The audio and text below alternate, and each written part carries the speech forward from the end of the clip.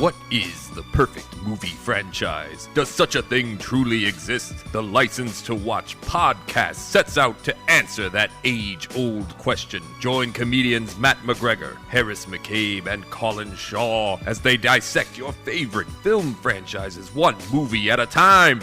Along for the ride is a different film industry guest for every episode. Listen as the boys play judge, jury, and executioner and decide which of your favorite movie franchises are worthy of a license to watch.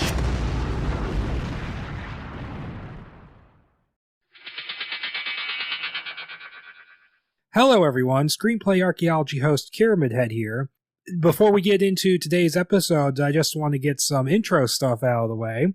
First things first, we are now part of the Fandom Limb Media Podcast Network, so I'm going to link their site down below. And that's why you would have just heard a promo for another podcast, because they're another one of the shows on the network. And as per usual, if you like the show and you'd like to know more, you can check out our social media pages on Facebook, Tumblr, Twitter, and even Instagram now. The show also has a Patreon if you're willing to gift money, but you don't really need to if you don't want to. And we also have a Discord server, which you can join if you want to chat with, the group members there. So that link is going to be down below as well. So yeah, sit back, guys, and enjoy the show.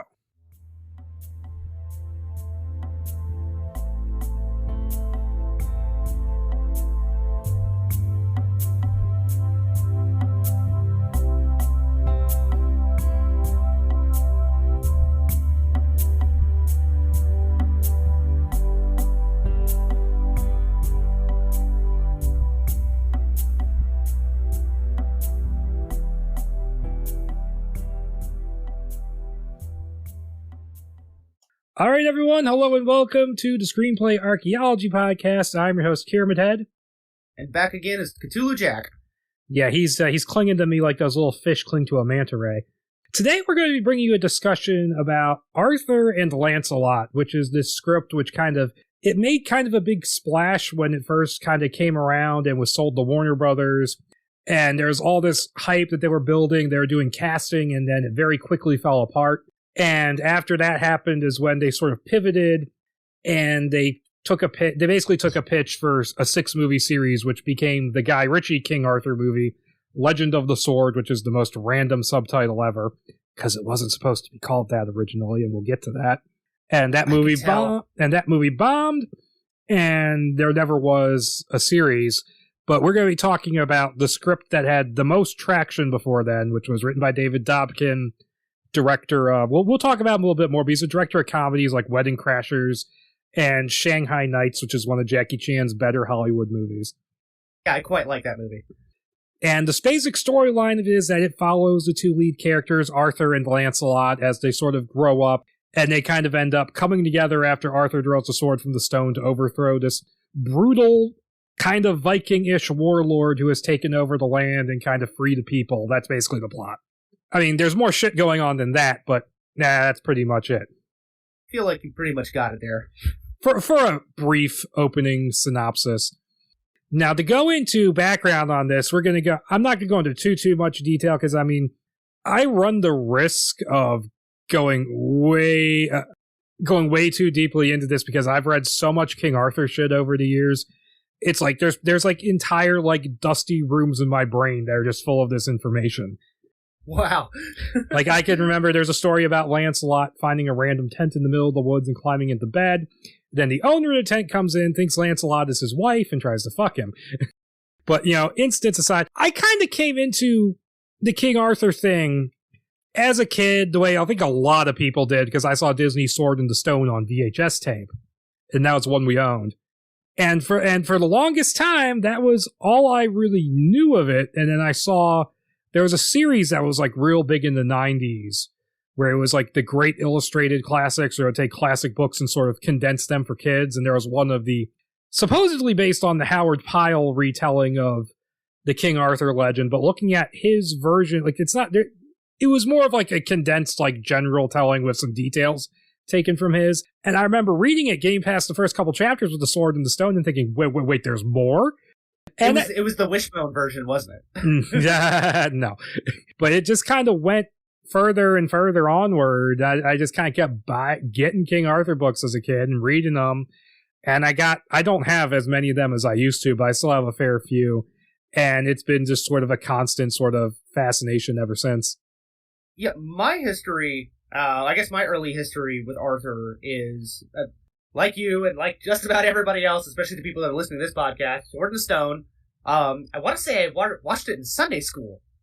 Great movie. A lot of fun. If you get a chance, you should check out, you can find it online. Definitely not the Blu-ray version that Disney has officially released. But if you ever get a chance, find the open matte version of the movie. It's great. It has all the original colors, because that movie is like a Technicolor masterpiece. It is it's a trip. Let's put it like that. I mean, it was definitely of the time when psychedelics were hot. I want to say the second Arthur thing that I saw as a kid was the Sam Neill Merlin. I did see that when I saw a little bit of that when I was a little kid, and then later on, after I got more into it, I watched the whole thing. That was a pretty subversive watch for, I think I was like 10 when that came out. I was not ready for the incestual relationships that come up during the myths. Because I think they go full bore into that. And yeah. Like, oh, yeah, whoa, whoops. I remember watching that with my mom, because it was all like, oh, it's a King Arthur thing, it's Merlin, it's got the guy from Jurassic Park in it, let's watch it. Yeah. And then, like, I think that at the end of because I think it was a two-parter, at the end of the first part, Mom and I were like, I'm feeling really uncomfortable watching this, sitting next to my mom, this is weird. Yeah. I mean, she was 90s Helena Bonham Carter, so we can give him a pass on that one. But oh, yeah. And then in middle school, I watched Excalibur. I would have been roughly that age. I watched it. Did you watch it in school? No. Oh, yeah. We watched it in school, and the teacher... so for those of you that don't know, there are two cuts of Excalibur. One is the theatrical cut, the R-rated cut, but he also cut like a PG, like a lighter PG-13 version of it to specifically be shown in schools. And I guess my teacher didn't know this or give a crap when she rented the VHS tape, because this is how old I am now. And yeah, that was you could hear a pin drop in that class. And I think the teacher was so good during the opening of Excalibur, when you see the boobs and the rape scene, and like we were all of us were like, what? And the teacher, I think, like, she didn't get up and scramble for the VCR, but I think it was just pure shock, like, what? Yeah, I can imagine that happening. I mean, my high school did not give a single shit about showing us the 60s Romeo and Juliet did it, which just has full-on tits. Oh, yeah, man. And I was in a Catholic high school at that point.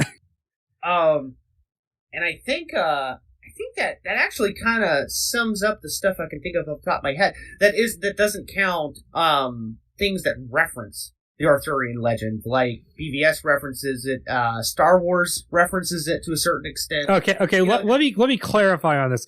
BVS is referencing Excalibur. It's not referencing anything else. True. Yeah. But I think that's pretty much all that I've seen off the top of my head. It's something that I've always really wanted to get into. But it's kind of one that I've, like, the Arthurian myth and legend is something that I've always wanted to get into, but it's something I've always constantly pushed aside. Like, I'll get to it later.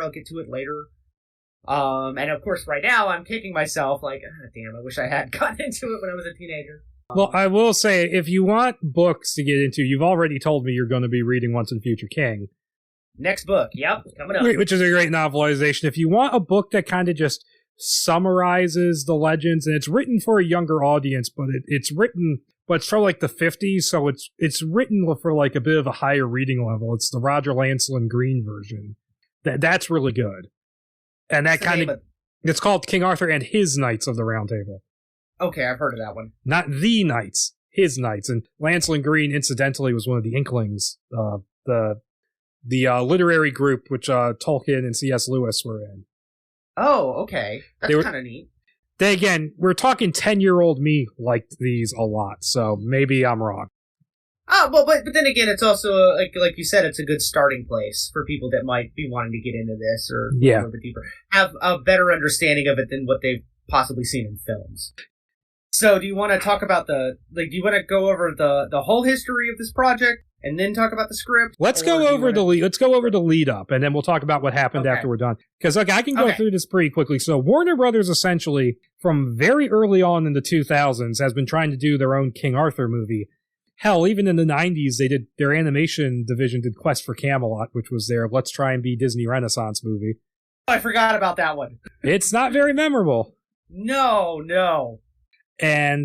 But no, like the first live action attempt they did was they were going to adapt the Once and Future King novel into a movie written by future Oscar winner Kenneth Lonergan, who I just want to go over his very short IMDb page, which I think is really funny. So he wrote Analyze This. Okay. This is the funny one. The Adventures of Rocky and Bullwinkle.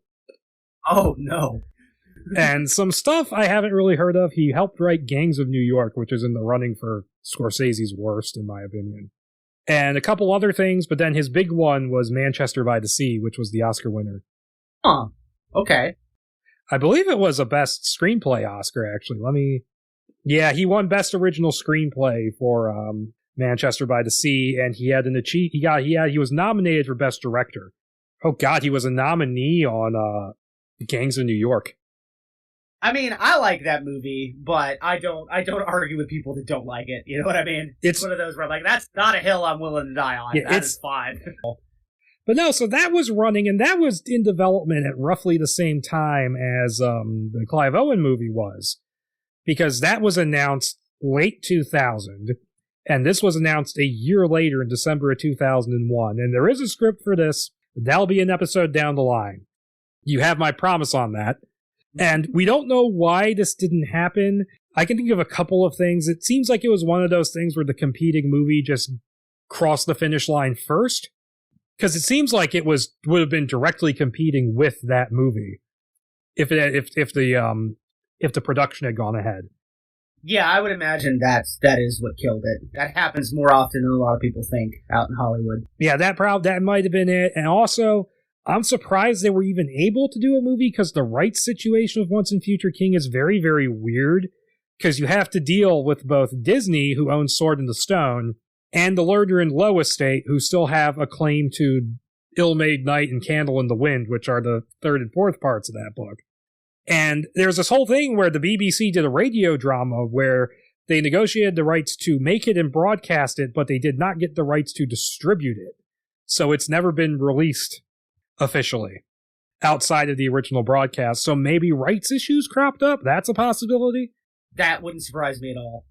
But neither would surprise me. So that was a missed opportunity. And then I guess because, the Clive Owen movie bombed spectacularly, it kind of went to hibernation for a few years. And the next thing that was announced, at least on the timeline I've been able to put together, was in July of 2009, Warren Ellis, famous comic book writer of Transmetropolitan, was hired. I know who Warren Ellis is. Yes, Warren Ellis, who also wrote the amazing Castlevania series on Netflix. Oh, I didn't know he wrote that. Okay. He was hooked up with the producers of 300, and here's a couple of quotes from him. Okay, he said, apparently he was supposed to talk about this at Comic-Con, but all the press he did there ended up being for the Marvel anime thing that he was writing or working on. And he said that he's writing a film treatment for the Hollywood gang who co-produced 300. And there's this really funny, and it gets, I'm kind of summarizing. He says, on my desk, the treatment is called Untitled Arthurian Project. On their desk, the project is called Excalibur. And there's another quote from him where he's like, yeah, he did that basically because he doesn't want to step on the toes of Excalibur. Yeah, here it is. It says, Untitled Arthurian Project, as I call it, just so I can't feel John Borman's Excalibur looming down at me from my DVD shelf. Differs from the prior 751 King Arthur movies in many ways, but perhaps most obviously in that it is very specifically about the gathering of the knights. So it sounds like a setup movie. Yeah, totally. But I would love to read this, because you just know a Warren Ellis script is going to be full of just filthy shit. Oh yeah, batshit insane. There's going to be a goat fucking conversation in episode 2. I laughed so hard when that came up in the Castlevania series, because I remember reading about that when I was researching my Castlevania episode, and I read his blog post talking about how there was like the goat fucking conversation and when he was going to write it as an animated movie. And then Netflix series came out and it was that. But no, I would love to have read his treatment. I don't know if he did a full draft, but that was kind of the first thing that was mentioned. And then later on in August of 2009, Bryan Singer gets signed on to direct a remake of Excalibur for Warner Brothers. And it's not clear who was writing this version of it, if it was the Warren Ellis version or if it was someone else. It's not clear entirely how much work Bryan Singer actually did on this, because he was also working on like 3 other things at the time. He was attached to a Battlestar Galactica movie. He was circling X-Men First Class to direct, and he was also circling Jack the Giant Killer, which became Jack the Giant Slayer, which he had to do that movie for contractual reasons, which is why he didn't direct First Class. Yeah, I remember I vaguely, as soon as you mentioned that, I'm like, yeah, I do remember the Battlestar Galactica talk. Boy, I haven't thought about that in a long time. But yeah, it sounds like he had a bunch of different projects on his plate, and that this one was one of the most up in the air ones. Yeah. It was also around that weird time where Singer wasn't like super big because he had done Superman Returns, which didn't do much, and then Valkyrie, which didn't do much, which I actually liked. Yeah, that is a good one. So this is going on. And then at the same time, later on, in roughly the same time, in March 2010, they bring in Guy Ritchie to helm Excalibur, which in early reports was the Warren Ellis version. And then later articles say it was going to be written by John Hodge, the Trainspotting guy, the frequent Danny Boyle collaborator. So okay. Guy Ritchie in there 7 years before he did the movie. Yeah, really. Also, this written by the Trainspotting guy, but that would have been interesting. The movie, not the book. Right. But no, I don't know if Hodge was working off of the Ellis treatment or if he started from scratch. Either is entirely possible, but I would like to read both versions of that. And looking at Ritchie's schedule, it seems like to me that the reason why he didn't do this at this point was because he had just done Sherlock Holmes, and I think it was decided to just go and move right ahead into Sherlock Holmes 2 because he needed to get that done quick. So Downey would actually be available. Yeah. I always kind of figured that's what happened there. Because I always kind of figured, because I believe I have read that movie was actually pretty rushed because he needed to, he only had a certain amount of time to do it before he had to go off and do Avengers and Iron Man 3 back to back. It shows. And in the midst of all this, in late 2011 comes in the David Dobkin version that we're going to be talking about in a minute. And he's a director who's done mainly comedy stuff like Wedding Crashers, Shanghai Nights, among other things. And this was like a real passion project for him. Like he wrote this script on spec and, set up a bidding war essentially. It was between Warner Brothers, Fox, and Universal, and Warner Brothers apparently just completely losing interest in the other 2 versions, just hopped on this. And that's apparently what killed the Singer version, because Singer was talking about how like, we were working on it, and then they got distracted by this other version and decided to do that instead, which would not be the last time that would happen. Yeah, it definitely reads like that, and I can definitely see why. I mean, this is a very fun script. Yeah, and they just went, and it was what did they sell it? They sold it for something ridiculous. They paid $2 million for the script. Holy crap! Oh my god, shock and awe. And they really? Yeah, and wow. Yeah, they fast-tracked it, and they had it set for a March 15th, 2013 release with a $90 million budget. And interestingly enough, one of the executive producers was Lionel Wygram, who is one of Guy Ritchie's producing and writing partners, who helped write Legend of the Sword. So yeah, that kind of takes us up to where we were, and I'll talk about like the casting that I know about as we go. Alright, I'm still like 90 million to make this thing? Huh. It might have ended up going more. It would have gone overboard. Because let me check this other article to see see if it mentions the final budget. I mean, not to spoil anything here, not going to spoil anything, but not half of that 90 million would have gone to the final battle alone in this script. Yeah, it doesn't say the budget in this other article, but 90 million was apparently what was apparently, the first figure that was released. So the script is called Arthur and Lancelot, and specifically it's Arthur and Lancelot, The Beginning, Book 1 of the trilogy. Oof. And whenever you see that on a script, it's like, uh-oh. There's only ever going to be a book 1. Yep, and it's going to be, Hellboy 3. Yeah. And it is, or fucking what ended up happening to the Divergent movies where they just canceled the movie. Right. And it's dated June 7th, 2011, and we're just going to jump right into it. It very bizarrely opens up with a Thomas Jefferson quote. Right. There is never a more violent or bloody tearing of the fabric of the universe than when a new idea is birthed into this world. Now, I did not check to see if this was a real quote or not. I should have done that. But I'm going to move forward assuming that it is, but I have seen scripts that put quotes that are complete bullshit in there. Like At the Mountains of Madness, which has a fake Bible verse at the end. It totally does. Yep. And it opens at Camelot. It's like a cliffside city here, and it's a middle of a big storm, and it's being defended by silver-armored knights. They're being besieged by the black-armored warriors of the Northlands, bigger and stronger than their foes, and that's a very Robert E. Howard kind of thing, the bigger and stronger wild men from the north. Yeah. And we see Prince Kieran Pendragon, no word on Macaulay, is slain by the Northland's king Vortigern, who already wears the heads of Kieran's 2 brothers around his neck, as well as a helmet made from his own father's skull. So is he the Kurgan? Yeah, probably. Also, that was heavy metal as fuck. Yeah. When I read that, I'm like, wait, because at first when I read it, I thought it was like over his like on his belt loop or something. But then I was like, wait, no, he's wearing the heads as a necklace. Yep. Okay, that. Now, this isn't the thing Vortigern does in the Legends, because in the Legends, Vortigern predates this by a bit. Like, right. he's the guy who, like, if you've seen the Merlin miniseries, Rutger Hauer's version of him is basically that. And so, yeah, he was the guy, like, he's, like, part of the Merlin origin story, and he killed Uther and Ambrosius's father, and then Uther and Ambrosius come back and burn him alive in his own tower. Nice. So they're kind of combining, and so Vortigern is essentially the main villain of this script, and that's one of the things that kind of sort of carries over into the Guy Ritchie movie, except he's a completely different character in that. It's just him in name only. Really. Yeah. I mean, this guy is described as being, I don't know if you just described him, but he's described as a giant with head to toe tattoos. Yeah.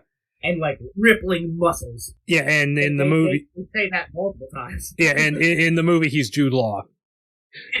Who transforms into a CGI recreation of a Frazetta painting. I was going to mention that. Fucking straight up death dealer is in that movie. That's awesome. Yep. And news of the prince's death is brought to King Uther Pendragon by a young knight named Galahad, who we're going to have to remember him for later, is instantly ushered out of the room. Now, that's a character who has nothing to do with the Galahad of the legend. I guess I just wanted to get a recognizable legendary name in there. Yeah, because I thought Galahad was one of the actual Knights of the Round Table. Yeah, he was. He's Lancelot's son, who's the purest knight ever, basically created through eugenics, which is kind of funny when you think about it. Created by his mother, essentially date-raping Lancelot. And he's the perfect knight who is destined to acquire the Grail. And so Uther is arguing with the wizard Merlin, saying he prophesied that Uther's dynasty would last 1,000 years. Now, do you want to know a bit of casting news here? Yes, absolutely. You know who they had signed on for Merlin? Gary Oldman. Oh, I was going to say, Gary Oldman. That would have been one of my guesses. That would have been awesome, yeah. I would have said either Gary Oldman or Liam Neeson. Liam Neeson would have been in it, but I'll get to him later. Ooh, okay, all right. You know, bookending, Excalibur in this movie. Yeah, really. But no, I really like the idea of Gary Oldman as Merlin. Him playing good guys is just so refreshing, because he spent the entire 90s playing psychos, and then and then he became the best Commissioner Gordon. No disrespect to J.K. Simmons or Jeffrey Wright, but that's a tough act to follow. No. What you speak is fact. Yeah, and so Merlin retorts that the future would only be guaranteed if Uther made the right choices, and the king made the wrong ones out of fear, chasing his enemies to the ends of the kingdom. And I kind of wish they explained this part a little better. Like, how did him fighting back against his enemies caused the barbarian invasion. Okay, so yeah, I think the implication here is that he just he created too many enemies and he just killed too many people, so there wasn't enough to ally with him. Yeah, that's true. It feels like what the implication is going with this, but yeah, I mean, it seems like it's one of those things where it's like he just became so obsessed with this prophecy that he just went, he went overboard, trying to stop it from. It's what's the term? Self-fulfilling prophecy. Yeah. Yeah, yet another Greek mythology thing, like with Oedipus, where in order to try and prevent the incest, they cast him out, and that caused the incest. Yep. And so Uther's like, do something, Merlin, and Merlin gives him a way to produce yet another son who could save the kingdom, even though Uther will never live to see his face. And so Uther agrees, and Merlin transforms him into the likeness of Vortigern, and he actually summons up like some magical fog and calls it the dragon's breath, which was a cool little reference. And it is quite a scene where he turns into, but it's quite the scene where he turns into Vortigern, because I mean it is not just like a poof or fog, and no, it's like full on American Werewolf in London-esque transformation into this dude, where it describes like the bones popping. Yeah. Stuff. Oh my god. Yeah, it's pretty cool. He sends him out into the enemy camp through a secret passage, and he enters Vortigern's tent. And okay, one thing that's really funny is that Dobkin spells Vortigern differently from the way it usually is, and my spell check was like going crazy over that in my notes. Yeah. And takes his wife Igraine to bed, impregnating her with his son, because that's where they're going to hide the last Pendragon. So yay, rape wins. Oh god, yeah. And Vortigern's daughter Morgana notices something is amiss when she sees his sword hilt, but is unable to do anything.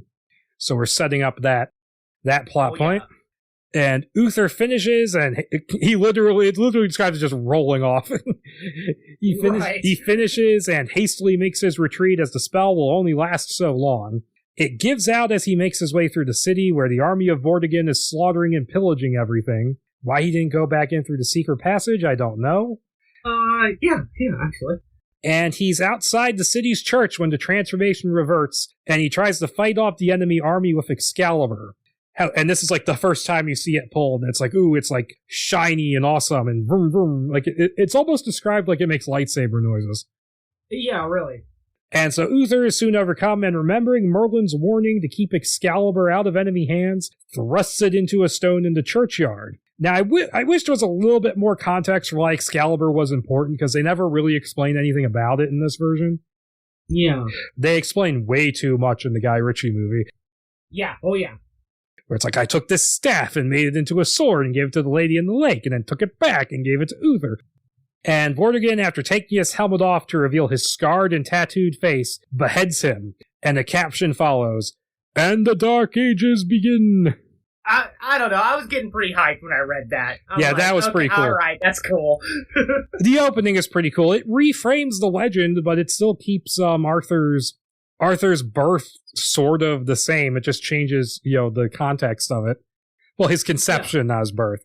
And it then cuts ahead to the child's birth, and Vortigern is informed of the birth of his son. However, the midwife and a handmaid switched the baby for a lamb, which was really funny. Yeah. And snuck the newborn to Merlin in the waterways beneath the castle. And then Vortigern unleashes hellhounds, which I don't think we ever see these again, to track down the child, finding the two servants have committed suicide to keep the secret.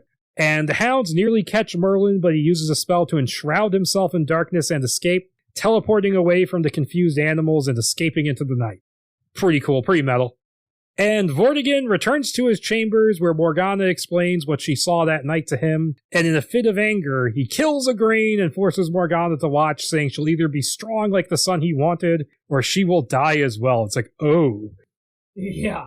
And we then see Merlin hand off the baby to a knight named Sir Ector, telling him to pass him off as an orphaned nephew, and reveals the boy's name, Arthur. And I almost just sang the song to the Nickelodeon cartoon. Oh no. And it then cuts ahead 10 years later to the village of Derry, which is thankfully free of demon clowns. I was gonna say, yeah. Yeah, where the young Arthur works posting messages made in a sweatshop for Vortigern's occupying soldiers, which advertise that names have been chosen by a lot to participate in the games, and attendance is mandatory. And Arthur then follows a tomboy girl, watching as she fights off a drunken man and kicks him in the balls, and then leaves her a drawing of a flower with thumbprint petals, and it's like, aww. And she gives him some food. And later that day, we meet the rest of the family, Ector, his wife Claire, and their son Kay, as their neighbor Hole, who that is actually a name from the legends. He's a king of somewhere. He's forced by Heldor, the leader of the local occupying force, to take his son to the games, even though he's weak and doesn't stand a chance. I'm like, you named one of your villains Heldor? That's awesome. How very He-Man of you. It's very funny. It's very funny. And there's a funnier one later.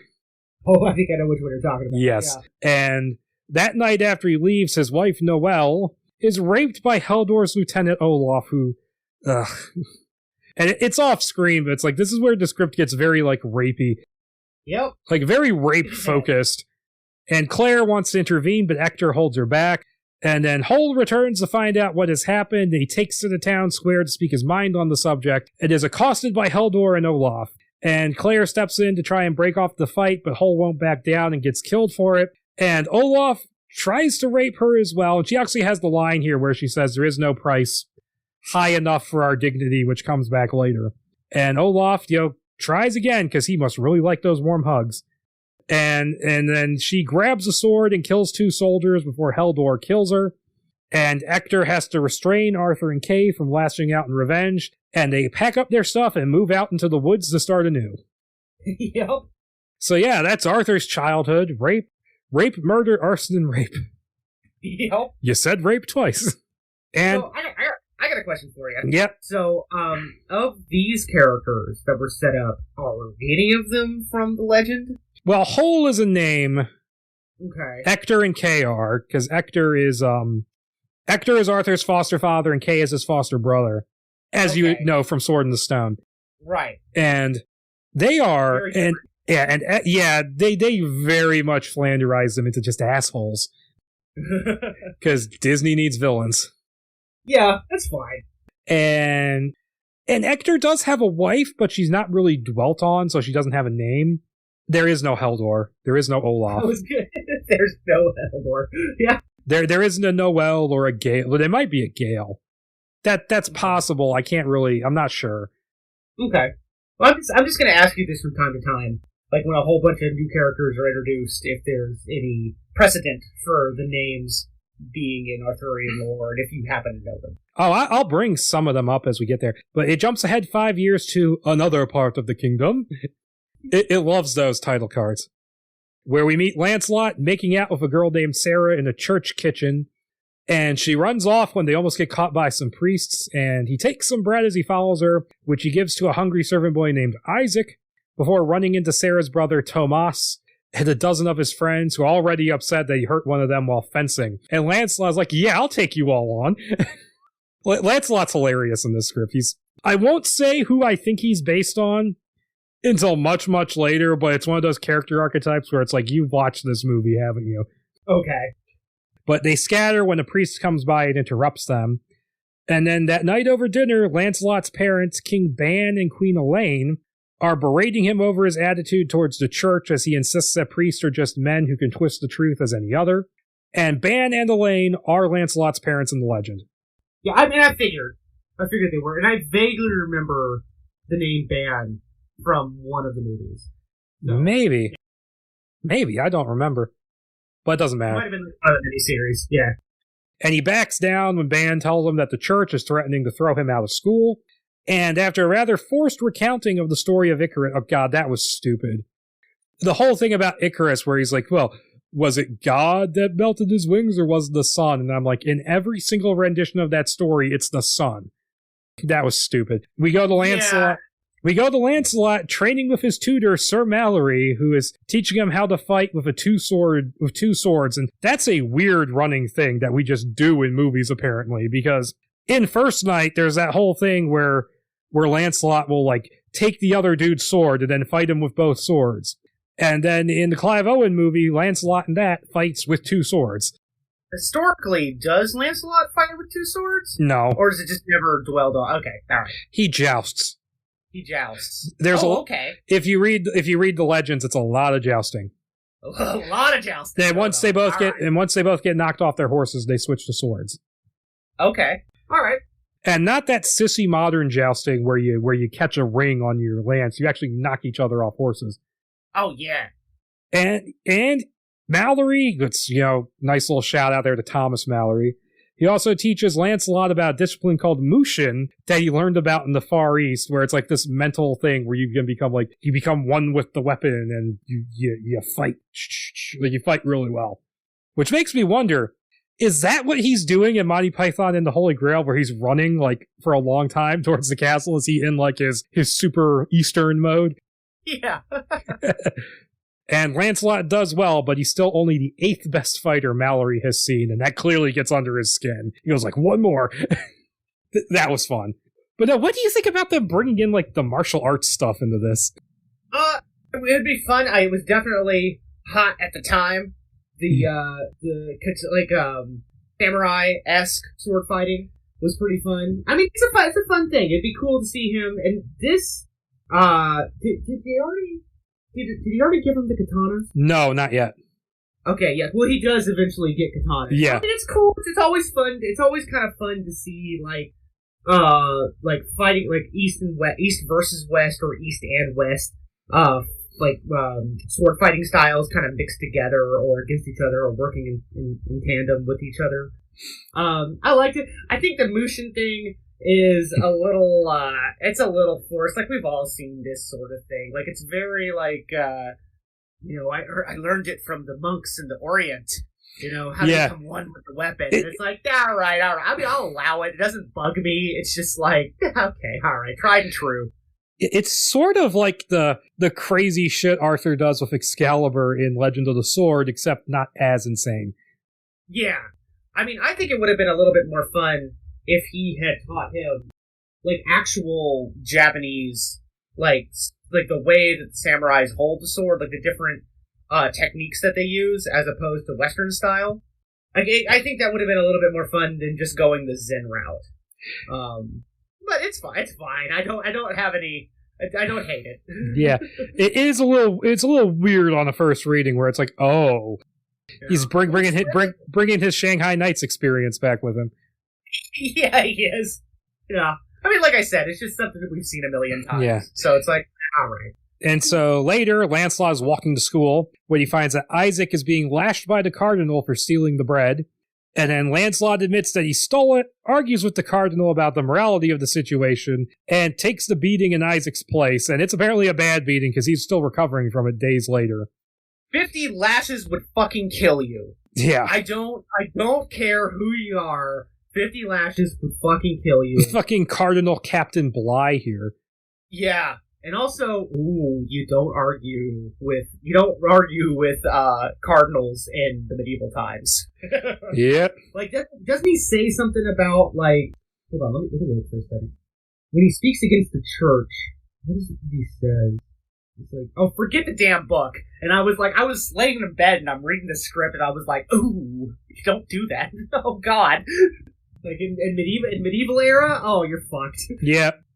And so, his parents are discussing how he'll be able to continue his education as long as he performs the penance that's been prescribed for him. And sometime later, Lancelot heads down to a nearby tavern to see Sarah and get drunk, where he gets jumped and beaten up by Tomas and his gang, and the only reason he loses is because, he's wounded and he's drunk. And so the next day, he's all beaten up, and he's being given his sentence by the cardinal before a crowd in the church, which that's a funny cut. Yeah. And his sentence is he has to spend a year under a vow of silence. And Lancelot then raises his hand, writes a note to the cardinal, he says, and who is going to fight me to make it so? And he then makes a big show of rejecting the sentence and forfeiting his royal status. He packs his things, says goodbye to his parents, saying he needs to find something to believe in. And as he leaves, Mallory gives him a parting gift. 2 badass samurai swords is what it says in all caps. Yup, there they are. Which he received from his own master, his own sensei, and are only to be used by the best. Hattori Hanzo swords, alright. So it cuts ahead 12 years later, and we get the now 27-year-old adult Arthur. And you know who was cast as Arthur? Who was it? Kit Harington. Oh, that's right. I did read that. Yep, Kit Harington. This is in between season 1 and 2 of Game of Thrones. So that show hadn't quite become the show on TV at that point. Yeah, but it was well on its way. It was close. Like, I think it was a big one. I don't think it quite exploded until was it Blackwater? No pun intended. Yeah. I never. Season 3. Yeah. Yeah, I never actually watched the show, and because I was like, I'm going to read the books, and the books started not coming out, and I'm like, I don't care. I'll get to the books when they come out. I will say, as far as the show goes, season 1 is great. Like, season 1 is one of the best solid seasons of television I've ever seen. Everything else I really didn't care for. Season 1's great, though. I just have to say, Go ahead. I don't know about Kit Harington, because the only thing I've ever seen him in is, and this is... I know what you're gonna say. Silent Hill. I knew it. I knew that's what you were gonna say. And he's hilarious in that movie, but he's not supposed to be. Yeah, I don't see Harrington as Arthur. No. Yeah, I mean, I see the other. I can't think of what the guy's name is, but the other brother in Game of Thrones, I could see as Arthur. Oh, Madden? Yeah. They're both going to be in Eternals. Yeah, I know. That's weird. I'm actually... And so is another Game of Thrones guy, I think. I think it's the guy that plays the main villain towards the end of the books, or into the series. I'm kind of looking forward to that movie, actually. It's gonna be weird. Yeah, I mean, I'm down for weird stuff. I'm down for weird shit. I'm down for Marvel just reaching into their B and C list and going yunk. Oh yeah.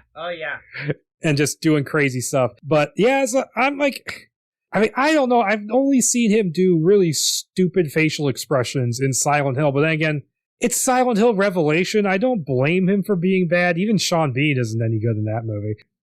He needed to get his name on something. Yeah. And like Rhoda Mitchell shows up for like a minute and is just like, yeah.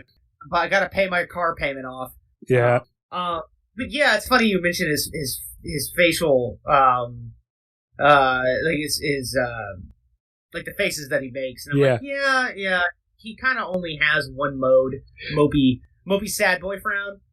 Like, I don't know. Like, even in Game of Thrones, like, at the points where he's supposed to be happy and he just done something awesome, it's like, he's still got that mopey sad boy frown on. So, yeah, I don't know. What's funny is that he's playing a character in Eternals who is known as the Black Knight. So he's kind of on his way there. He's kind of on his way there to King Arthur, but he has a dream about being taken out into the woods by a cloaked figure. Spoilers, it's Merlin. Finding himself in a clearing with a pack of wolves. And then Arthur transforms into a wolf himself, and the figure explains that he has to challenge and defeat the largest member of the pack to become the leader. And I'm thinking of like Jack Nicholson and Wolf in this part. Oh, I'm thinking American Werewolf. Yeah, a little bit. Yeah, like his naked running through the woods dream. Yeah. With less Nazis. Yeah. And he does, becoming human again with the wolves still following him. And he awakes to find Ector and Kay working outside their log cabin, where they're approached by Vortigern's men, led by a guy called Ragnar. So he does have men that don't have dumb names, who have selected Kay for the games, and Ector lies about Arthur's age to them because he's trying to hide the fact that he's the boy. We find out a little bit more about that later. Like, we don't find much more about it, but wants to flee, but Kay is determined to fight, going like, hey, we can't keep running forever. And I'm like, I like this version of Kay. He's awesome. Yeah. Kay is one of the more underrated knights, because in the legends, he becomes Arthur's, like, steward or whatever, and he's just a douchebag, and he's so funny. He just challenges everybody who walks into the court and just, like, makes fun of them. We catch up with a now late 20s Lancelot, leading a gang of thieves, Griflet. I've always pronounced that one with, like, the hard T. Percival, Dagonet, and Walcott. Now, 3 of those names are actual knights. Walcott is not. Griflet is, like, early on, like, he's, like, a knight who... I believe he's, like, a squire who gets made a knight, and he's tied into when Arthur gets Excalibur from the Lady in the Lake. Because, like, he goes to fight this knight, and then he gets his ass kicked, and Arthur goes to avenge him. And in that fight, the sword and the stone gets broken. Because in not every version, they're not the same sword in every version. And Percival is one of the Grail Knights who in his original story, he was the Grail Knight, and it was tied into his personal development, and then more legend stuff got added on, and the Grail became more Galahad's thing. And Percival is played in this like he's like this kind of like not terribly bright, but he's very much an idealist. Right. Like he's kind of dumb, but he's at heart in the right place, and that's very much Percival's thing. And Percival being the original Grail Knight was something that John Boorman picked up on in Excalibur, and even, the question, whom does the Grail serve, comes from his original story. Oh, okay. And Dagonet is generally, he's played by Ray Stevenson in the Clive Owen movie, but he's generally portrayed as Arthur's court jester, who is also knighted. Don't think I noticed that Ray Stevenson was even in that movie. Okay. Oh, he is. All right. And as they raid a coach escorted by Vortigern soldiers, stealing a whole bunch of weapons and a small box filled with gray powder, and over drinks at a brothel in Camelot later that night, Lancelot reveals that it is in fact gunpowder from the Far East, so we're doing that. I love this, by the way. I'm just throwing that right out there. I was like, when I was reading this, I was like, yeah, okay, this is neat.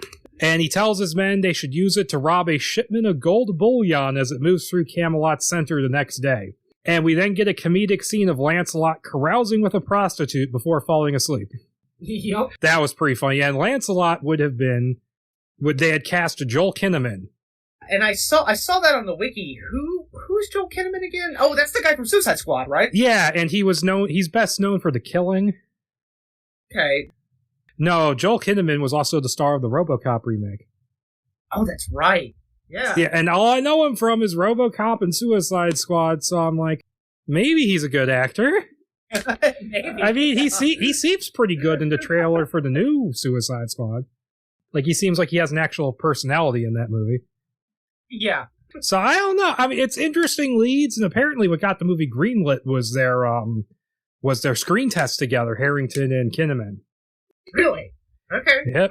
And so next day, Arthur Kay and Ector arrive in Camelot. They have arrived, and they're stopping to buy provisions when the two young men spot Excalibur in the stone. And they mention the story that only the true king can pull it out and decide to try, but Ector shoos them away before they can do it. And Arthur sees a soldier named Vought. Yeah. The bad guys all have these very weird names. Yeah. It's all these names and then Ragnar and Olaf, who's about to abuse a young boy for accidentally breaking some bottles, and Arthur tries to talk the man down. This is a good character establishing moment because it shows him as like the negotiator. Yeah. He's like if Arthur were Picard a little bit. A little bit. A little bit. And Lancelot sees this watching from the crowd, and Lancelot's obviously like impressed. And then Ector just pays off Vought, and they continue on to the arena, while Lancelot is met by his gang and their plan goes into motion. And at the arena, Ector takes Kay to sign him in, leaving Arthur to watch their stuff. And while Lancelot's gang continues to prepare for the heist, and one thing they've done is that Lancelot has made like crude grenades out of the gunpowder by putting them in little pouches. Yeah. And while this is going on, Arthur climbs up onto some boxes to peek into the arena. And I shit you not, for most of this script, I'm thinking, oh, they're going to fight like some big burly Viking dudes, right? It's going to be like a big arena scene, yeah. Nope. He sees a young man get brutally killed by a big-ass monster that's described as being vaguely, like, insectoid. It has severed heads decorating spikes on his back, and it's Attack of the Clones! Totally steamrolls the guy, too. Yeah. Because, I mean, like, we kind of skipped over it a little bit, but I think he gets, like, the guy's name who walks out into the arena, his name is Royce. And I think he gets, like, a little, like, half page of build-up where it's like, I think it's him and his mother? It's either his mother or his father is there with him, and it's like, I'm gonna go win, I'll be fine, I'll be back before dinner, blah, blah, blah. And he goes out there and just gets steamrolled. And that's the last we see of that monster. Yeah, which was disappointing, because I really thought that that's where we were gonna go with this, like the big John Carter-esque, the John Carter movie-esque, versus the White Apes sort of thing, and maybe he would like pull Excalibur and fight, and, like that sort of a build up. But no. Or have the monster show up later in the battle scene at the end. Right, because I mean, you assume he has access to these things, so you think he would use one, but I guess not. It's just so random reading this for the first time. It's like, what? Yeah. And Arthur returns to his cart. I should back up and say that whole conflict with the church never comes back. No, it never does. And it's an interesting thing to put in here because the church itself is kind of like in the legends is kind of just periphery. Like there's the Archbishop of Canterbury who's a character in it, and it's him praying on Christmas Eve, I think, that sort of causes the sword in the stone to appear in the churchyard. And then there's priests and like hermits and stuff who show up, particularly in the Holy Grail stuff, but the church itself doesn't show up again until like when Arthur and Lancelot are fighting their big civil war. Like these papal envoys show up and go, "Hey, cut your shit out or we're going to excommunicate you." So it's interesting that the church is featured so heavily early on in the script because it's not really a thing. But so, Arthur returns to the cart and finds all their stuff has been stolen. Like literally people just came out of woodwork and just grabbed everything. Yeah. And he sees a thief making off with Kay's sword, and he chases the guy but loses him in the streets of Camelot, finding himself at the town center just as the shipment of bullion is moving in. And just as Lancelot and the gang are about to make their move, Arthur, out of desperation, grabs onto Excalibur and pulls it out of the stone. Now, this is actually kind of how it goes in the legend, that he loses Kay's sword and then sees this and goes, "Hey," and he just pulls it out. Right, I was getting shades of the Disney movie out of this, and that I was going to ask about that. Like, how accurate is this to the legend? Like, is this how it actually goes? Like, where he just is looking for a sword, and he just happens to pull that one out? Yeah. Only in the original legend, they left it at their lodgings, and then the landlord left and locked the place up so he couldn't get in and get it. Okay. And Arthur's at first entranced by the sword, but then he realizes everyone in the square, including the 70 soldiers escorting the gold, have seen him do it. The soldiers pull their swords, and Arthur fights two of them off, cutting them in half before running for it. Lancelot whistles to his men, calling off the heist, and Arthur gets hit with an arrow as he runs away and almost takes a spear to the head before Lancelot pulls him out of the way and saves his life. And then Lancelot uses, it's like a crossbow pistol. It's like a repeating crossbow. And a few of those gunpowder grenades to take out a bunch of the pursuing soldiers before cutting off the shaft of the arrow in Arthur's side. And Lancelot then pulls his swords, and together, Lancelot using his Mushin technique, and Arthur, who's energized by Excalibur, it basically gives him like a big push of energy. They proceed to cut down the soldiers, leaving a massive pile of dead bodies. Not unlike the scene in the Guy Ritchie movie where Arthur finally harnesses the power of Excalibur. In the dojo? Yeah, area? in the dojo, where there's just a massive pile of bodies, and you just stand there going, "I'm gonna get in the hole now." Yep. And Lancelot then okay, I already read that. And Lancelot says more will come, and that they have to escape the city. And meanwhile, Vortigern is planning to expand his conquests to Rome and the Far East with his generals Maligant and Corroder. Yeah. Corroder. Nice. And Maligant is actually a legendary character. Okay, yeah. So what is his... Do you have any... what his deal is? His deal is that he kidnaps Guinevere and Lancelot goes to rescue her. Okay. And he's the big bad guy in First Night. Right. Okay. So yeah, but we don't see him again in this thing, but we see a shitload of the dumbass Corroder. Oh, yeah. And the Roman emperor, the emperor that they name here, Lucius, Arthur actually fights a war against him in some versions of the legend. Yeah, I was going to mention that. That was really neat that they brought up the Romans. Yeah, that was a cool little pull, because I don't think that's not really something that comes up in any of the other movies. No, it's one of those things they always just they'll throw in a little the Romans left Britain right at the beginning, and then that's it. So that was a neat little pull, I thought. Yeah, that was cool. It shows you that he actually knows his shit to a degree. Oh, yeah.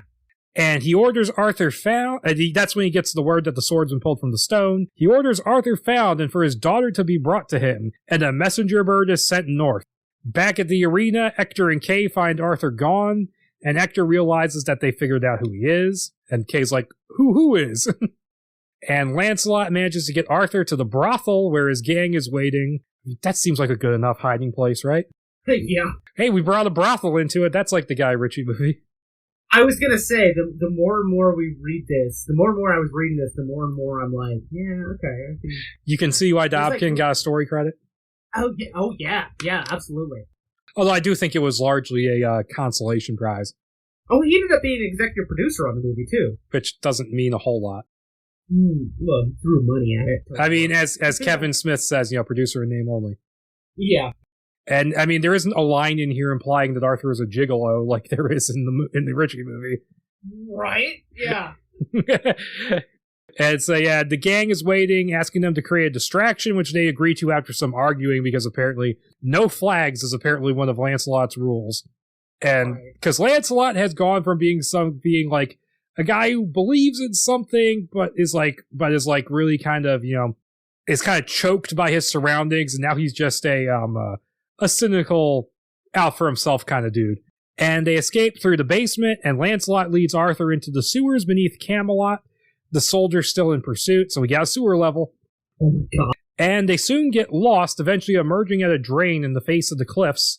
And they plan to climb down a chain to a ledge below and climb around to the south side of the city walls. And Arthur makes it to the ledge first, and Lancelot swings on the chain, fighting the pursuing guards. It's like this elaborate fight scene of him swinging on this chain, going douche, douche, douche. Yeah, it's a neat little action beat. I had a hard time following it. Yeah, a little bit. But it's one of those things where I bet Dobkin knew exactly what he was doing. So I bet you would have been looking. I mean, I bet he learned a lot from working with the Jackie Chan stunt team. Oh yeah.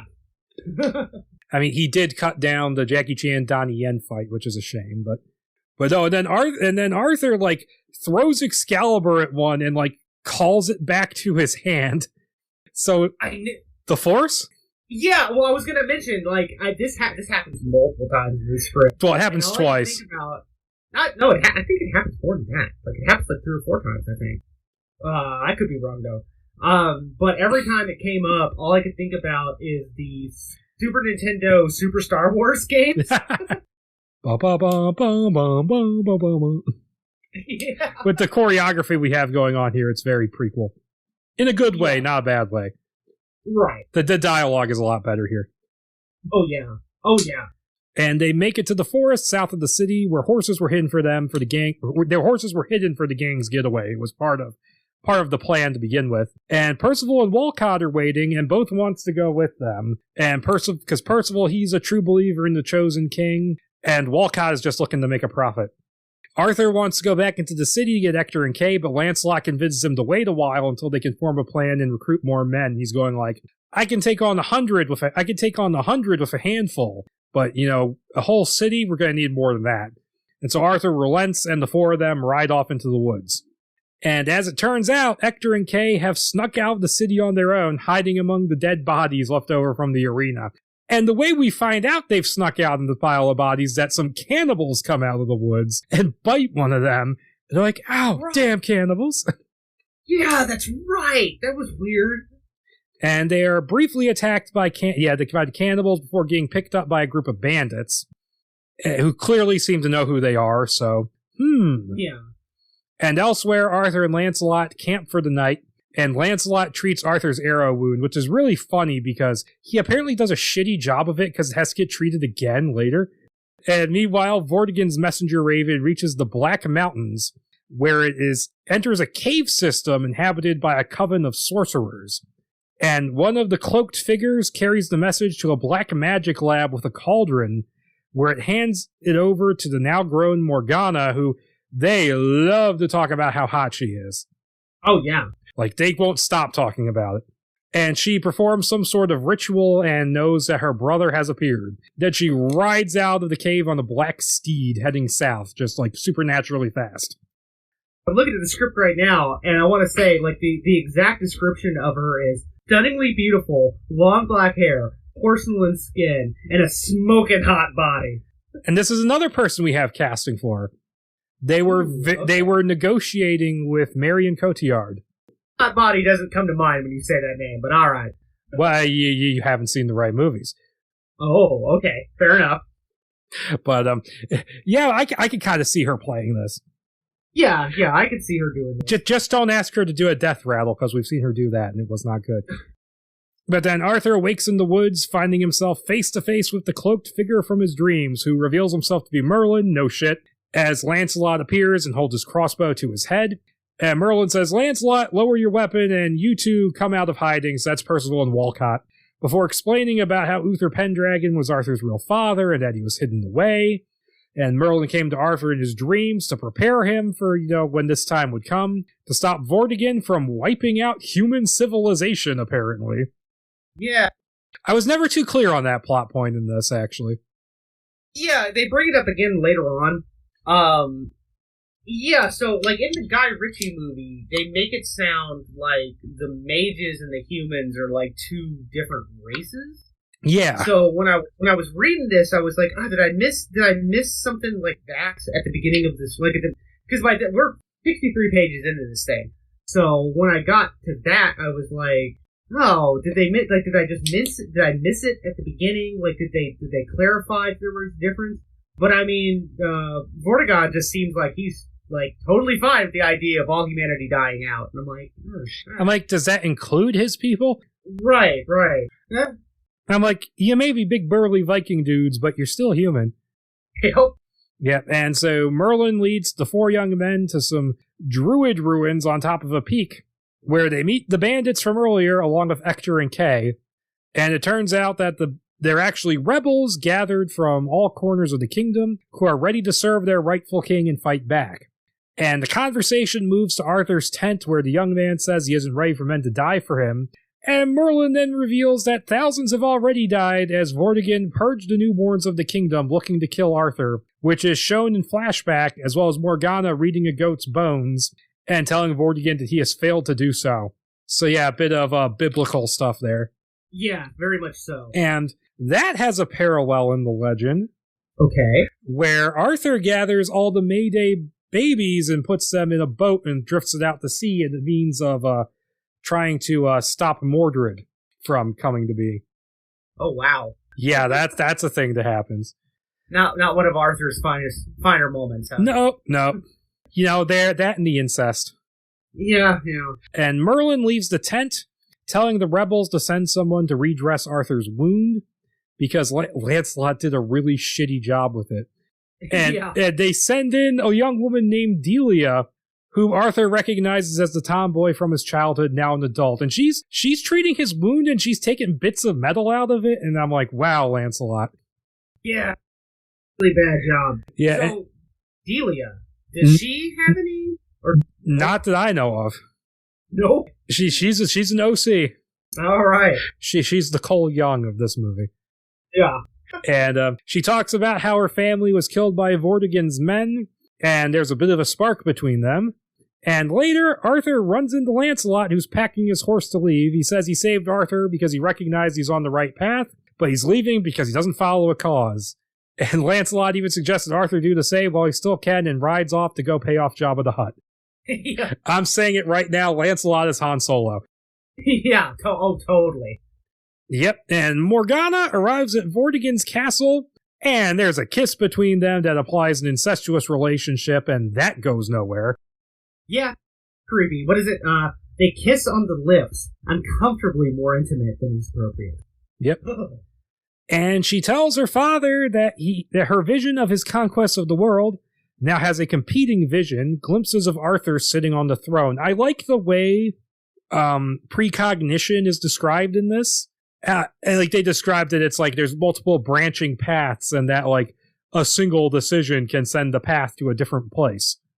Yeah, that is kind of neat. Yeah, it's an interesting way to do it. And Vortigern says there is a spell protecting Arthur, and this was confusing the way it was described. Like, they can't find him, but they can enter his mind to find him. That's what Morgana proposes. Right. And back at the rebel camp, Arthur discusses his uncertainty about ruling with Delia, who tells him he's always had the heart of a king, and she still has his little picture with the thumbprint flowers. And they kiss, and then they bang. Like, this is the quickest fucking romantic subplot in the movie. Yep. Like, she just got introduced 10 pages ago, really. Yeah. And Morgana performs this was weird, too. I almost need to pull out the script page to describe this. The ritual, she performs a ritual on Vortigern, having him kneel in a bathing tub filled with magic ingredients, and she stabs his eyes with silver needles and dunks his head in the water, which sends a vision to the now sleeping Arthur. So yeah, that whole, what the fuck? I don't even know what to make of that. Yeah. Like, is it Thor's magic bath from Age of Ultron? Yeah, really. And he dreams he's on a bloody, snowy battlefield where a woman whose face remains unseen approaches him on horseback, specified in the directions as Guinevere, before the hulking Vortigern himself approaches Arthur. Morgana then locates Arthur and dumps some monster eggs into the bath. So Guinevere is basically treated like an omen of the apocalypse here. Yeah, that's actually kind of neat. Now, I'm not sure why she shows up in this vision that's specifically being sent by Vortigern, unless it's just general predictions are happening. Right, and also in a sad piece of unfortunate screenwriting, the exact line is, he cannot make out her face, but we will see more of her in the future. Oh. And I'm like, nope, no, we won't. Yeah, J.J. Abrams Superman. Yeah, really. And the vision continues with Guinevere disappearing as Vortigern threatens Arthur. Okay, so I'm guessing that just him dreaming sort of opened him up to the precognition thing, and then they sort of invaded that, and that's why he didn't have a full vision of Guinevere. Yeah. That's my justification. And he holds up the severed heads of Uther, his sons, and Igraine, and he drops them one by one, and as they fall, they become Ector, Claire, Kay, and Delia. And they all talk to Arthur about the pain they're in. And Vortigern continues to threaten Arthur, and he awakens in his tent and vomits. I'm like, that's actually a very cool, kind of scary scene. It is neat, yeah. And the camp is then attacked by Kakane, the insectoid monsters that Morgana sent through the water. Now, those don't have a place in the legend. I would imagine not. And they fight the regenerating monsters, and Delia even kills the leader, Ledenat. Who gets a name for some reason. Yeah. Yes, before Merlin wipes them out with a magic blast. There's not, as far as I know, there's not really much in the actual legends and in the more popular fiction that has been made of the legends. There's not really much in the way of monsters, right? Like, all this shit, both in this and the Guy Ritchie movie, was pretty much just made straight for these adaptations. Well, there's stuff like the Questing Beast, and there's weird shit they run into on the Grail Quest, and there's giants sometimes. Yeah, and of course the Green Knight. Yeah. But, okay, alright. It's because they wanted to make an action figure to sell to kids. Probably. Yeah. Yeah, John Peters, I mean, I'm not gonna lie here. If this movie had been made, and had I been 10 or 11... or younger, 9 years old, I totally would have had some of these monsters. Are you kidding? And so Arthur, deciding he doesn't want to see any of his loved ones die, renounces his kingship and tells the rebels about his vision. And they're all like, yeah, we're getting out of here. And Merlin tries to warn him, saying that trying to avoid destiny won't work, but Arthur won't hear it. And he then talks Delia into leaving with him and starting a simple life away from all of this in the woods. And before he leaves, though, Arthur says goodbye to Kay and Ector. And he and Delia, they head east across the countryside further into the wilderness. And they lived happily ever after. Dun, dun, dun. Happily never after. Ooh. Yeah, I never actually saw that movie, but back to the script. Elsewhere, Lancelot is drinking in a village tavern when he notices Walcott, who is telling Heldor and Olaf where Arthur has gone off to. So, yep, the one guy whose name does not come from the legends, he's the traitor. Ah, surprise. Color me surprised. And Lancelot catches up to him after the soldiers leave and tortures him to find out where Arthur and Delia were heading, and kills the traitor after he gets the information. Like, he actually fucks him up pretty badly, too. Oh, yeah. And meanwhile, Arthur and Delia have arrived at Ector's cabin to gather provisions, where they are surrounded by Heldor, Olaf, and 30 men. And the two of them fight fiercely, but Arthur is knocked out, waking up shackled in a wagon with Excalibur right next to him and Delia nowhere in sight, because these guys are really stupid. That's convenient, isn't it? Yep. And Arthur gets Olaf's name as well as Heldor's, and the leader has gone on ahead to Vortigern, so he's not there, and says his face will be the last they see, before Lancelot comes to the rescue, downing soldiers with crossbow bolts and shooting open Arthur's shackles, which was pretty cool. And they take down the rest of the men, with Arthur beheading Olaf himself. So, bye, Olaf. Okay. Arthur and Lancelot then backtrack to the cabin to look for Delia, only to find her dead with Heldor's sword impaled through her. And Arthur does the no thing. No. Yeah. Surprisingly not rape. Yeah, I was gonna say, they don't even imply it. Yep. And back at Vortigern's castle, he sends Heldor and Corroder out to find Arthur. But only then does Morgana tell him that Arthur will now come to him because he has nothing left to live for. Because that's what you want. You can't just let your enemies go off and leave you alone. You gotta kill them. You gotta fuck with them. Oh, of course. Worked for Jude Law in the other movie. Yep. Yeah, once again, the self-fulfilling prophecy comes into play a little bit. No. And so Arthur and Lancelot are camping in the woods when Arthur asks him about, beating 100 men with a handful, and if so, can they beat 1,000 with 100? And Lancelot tries to beg out, saying he's not interested in causes, but Arthur shoots back that he's looking to make things right, to make a better world, and repeats the question. Lancelot says he doesn't know, and will tell Arthur when they get where they're going. And so they gather 60 men at a stone circle atop a ridge, and Arthur gives a rousing speech about how he won't run away anymore and promises justice, saying he'll fight until he's dead or Vortigern is defeated. Now, you've got issues with speeches. What do you think of this one? Okay, hang on. I'm actually looking for... I remember... Actually... Okay, so we're talking about speeches here. Actually, some of the speeches in this are quite good. I should have mentioned this as we got to them, but we were moving at such a fast pace. Yeah. The Merlin speech when they first meet with Merlin, he's got like a little half-page speech. That's actually pretty good. Yeah, that's not bad at all. I think you're talking about the script, the speech is on page 90. Yeah, it starts at the bottom. Yeah, hang on one second. Let me just give it a little once-over.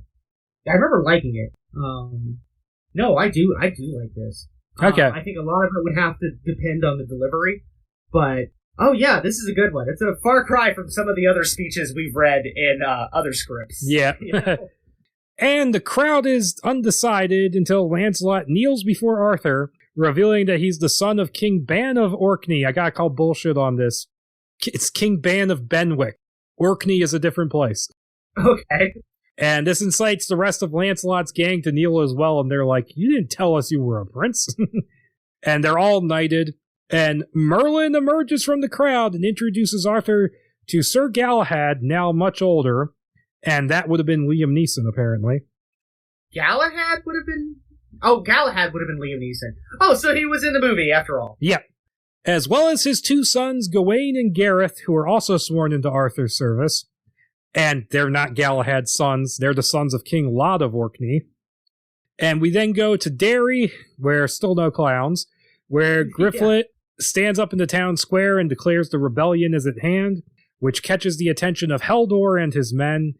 And Arthur and the rebels attack, with Arthur fighting Heldor himself and chopping him in half vertically, draping his body in the flag of Camelot with the Pendragon crest on it. Fuck yes, absolutely.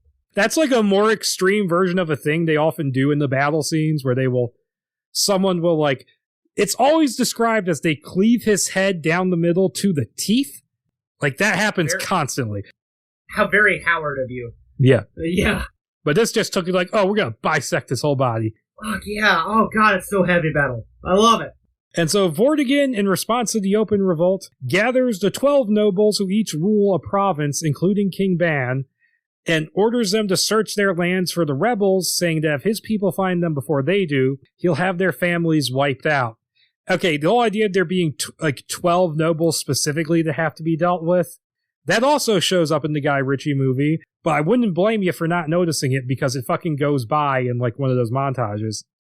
I vaguely remember seeing that. But yeah, it goes by quick. And they're going to say, blah, blah, and I'm going to say, and you're going to say, and then I'll say. Oh god, that's right. Vortigern then sends Corroder in search of Arthur and confers with Morgana. She says it's only I love the fact that every time you've said his name throughout the script, I could hear your voice crack a little bit, trying not to chuckle. It's just so dumb. Yeah, it is. And he survives so much of this thing. Yeah. And she says it's only a matter of time before Arthur wins over the people. But Vortigern puts a plan in motion, destroying entire villages and leaving the people homeless in an effort to turn them against Arthur. And we get a montage of alternating scenes. We get a good montage. We see Arthur and the rebels fighting back against Vortigern, and his men attacking the people in response. And that's a cool montage. It's not like the movie. Yeah, no, I was gonna say this is actually one of my favorite scenes in the script. I just love it. It's very we brought it up before. It's very Robin Hood. Yeah. I like this kind of stuff. This is fun. And this comes to a head when Arthur is passing through a destroyed village and is confronted by an angry mob, and he manages to talk them down using Claire's words about there being no price high enough for their dignity, but recognizes he'll lose the people before long, telling Lancelot as much as they ride away. I like the fact that Arthur's adopted mother is like a huge influence on him in this, because she's not really a character in anything else. And it's an interesting twist to put on it. Yeah, and that's a good little line. There is no price we can ever afford in exchange for our dignity. And that night at camp, Arthur tells Lancelot he wants him to go ask his father for help, saying that they'll need the nobles to truly unite the people. And Lancelot balks at this, but Arthur calls him out and tells him that his not caring act is just a put on, which makes Lancelot re-examine himself. Like, I think he literally sits by a stream and, like, gets introspective. Yeah, I think that does happen too. And so Arthur and Lancelot then kidnap King Ban from his castle and explain how the people hate him and the other nobles for dealing with Vortigern, even if they did it to keep them safe. And I like that because that explains how they're able to maintain their kind of infrastructure. Because I was kind of wondering that early on, like, you killed Uther so you could kind of take his place, then just fuck everybody. But like, yeah. Oh, okay, there's actually like a reason why they're able to do this. Right. And they then... oh, crap, I lost my place in the notes. Stupid mouse wheel. They then explain their plan to him, they're going to incite a series of seemingly unconnected riots in different villages, drawing out and dividing Vortigern's army. And Ban will then ignite the red signal of Camelot, which will unite the 12 provinces to attack, and Gondor will call for aid. Yep. Oh, man. Oh, damn it. You stole that joke. Yep. They'll then destroy Vortigern's army and march on Camelot, retaking the capital. Ban insists this won't work, saying they'll be massacred, but Arthur and Lancelot go ahead with the plan. And Ban, not wanting to see his son die, he ignites the signal and unites the people against Vortigern. Now, that does raise a question. How big is this kingdom? You mean Ban's kingdom or the whole kingdom? The whole kingdom, because you can apparently see his fucking flame all over the place. Yeah, it's weird. And so... yeah, I don't know. Corroder brings the news to Vortigern, and they agree to leave Camelot and flee to the Northlands to regroup, enacting a scorched earth campaign as they go, and they burn the city as they leave. And Arthur takes the now burned out city and wants to chase after Vortigern to end it. However, they only have a few hundred horses, and Merlin advises against this. He says that he should fortify his position and set up an arranged marriage with the daughter of Leodegrance, king of the Borderlands, who has a strong network of allies to prepare for Vortigern's eventual return, and that's Guinevere. And Arthur, however, decides to pursue him anyways, and Lancelot says they can catch him at the fields of Aslak, which that's not a name from anything, where Uther won his first great victory against the Northern Horde before he reaches the Black Mountains and escapes. So Arthur and his few hundred ride out in pursuit. Griflet scouts ahead and says that Vortigern is not far ahead, making for the river Tadalus. And Arthur moves ahead, hoping to catch Vortigern before he crosses the river and reaches the fields of Aslak. But before they arrive, they find no army in sight. Needing to catch up before Vortigern crosses the mountains, Arthur asks Merlin to help them cross the wide, deep river. And he casts a spell that allows the army to travel under the water without needing to breathe. So, nope. Land of the Dead? Yeah, well, I was gonna say, okay, so, way back at the beginning of this episode, you said $90 million was the proposed original budget, and I'm like, oh man, $45 million would have gone to this scene coming up right here. Yep. Holy shit. And they find that Vortigern and his troops have been waiting for them on the bottom, ambush them underwater, and so we get this slow-motion underwater fight where the men, they can't swing the swords, so they can only stab with them because of the water pressure. And aside from Arthur, who can wield Excalibur normally because it's magic. And Morgana even uses some extra magic, controlling some pikes to attack Arthur's men. Yeah. Which Merlin has to drive off by magically heating up the water. So we get magic duels, we get slow-motion underwater battles. Oh, yeah. This is awesome. This is so cool. I was not expecting this. Like, when they first got to the river, I was expecting the, ye old Ten Commandments, part the river to do it. I wasn't even expecting the fight to actually happen in the river. This is so cool. This is awesome. Mel Brooks dressed as Moses, just standing there. Yeah, really. And soon the spell that allows them to stay underwater wears off, and they all begin to start swimming for the far shore.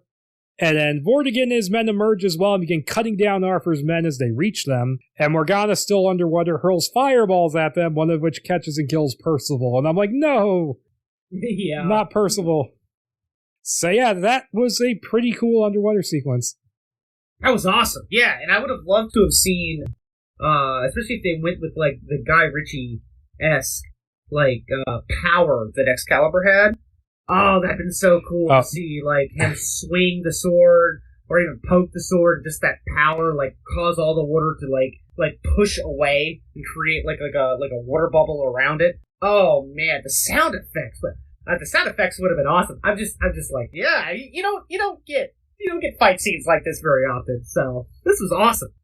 Yeah, and the Excalibur, which has the power to overcrank the film. Yeah, really. And so the battle moves completely onto the fields, and Morgana, having reached the surface as well, casts a spell that raises the war dead from the field and sends them after Arthur's army to eat their flesh. So, your favorite movie monster, zombies.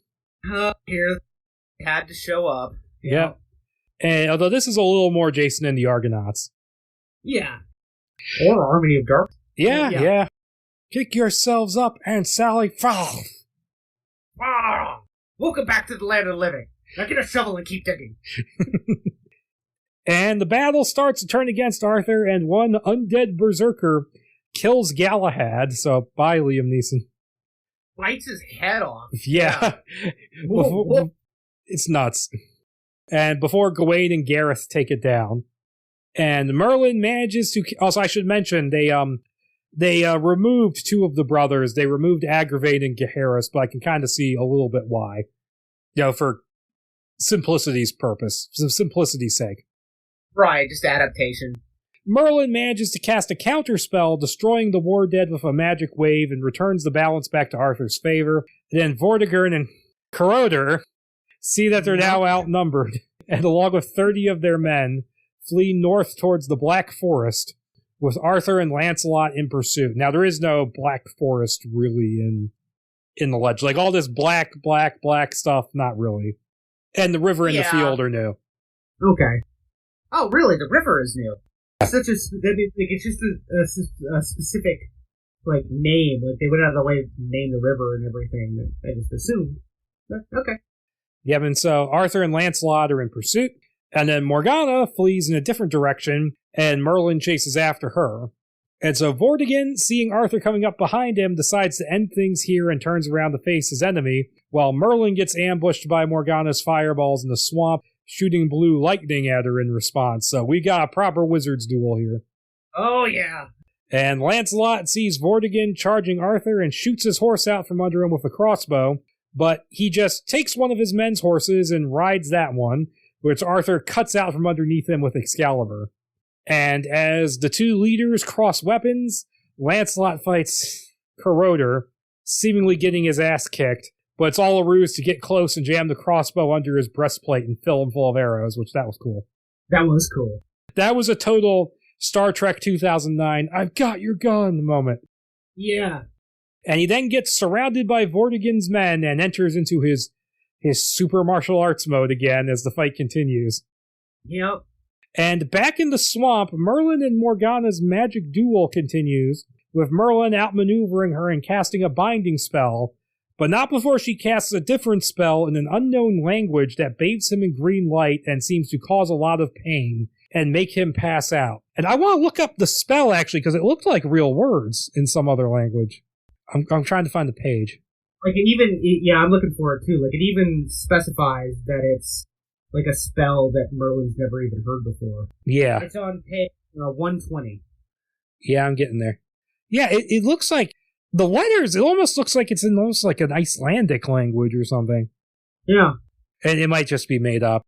But it looks kind of Scandinavian. But so Dagonet and Grifflet arrive on the scene, finding Morgana bound with magic energy, and are horrified when they see Merlin. And then Arthur and Vortigern continue to fight, with Vortigern knocking Excalibur out of Arthur's hands, picking him up by the throat and threatening to eat his flesh. And that's when the Horn of Camelot sounds, and Arthur's army arrives on the scene, taking Vortigern aback. And Arthur then does that Star Wars move, and calls Excalibur back to his hand and cuts Vortigern's face, who then flees north and escapes, Arthur swearing to be ready when he comes back.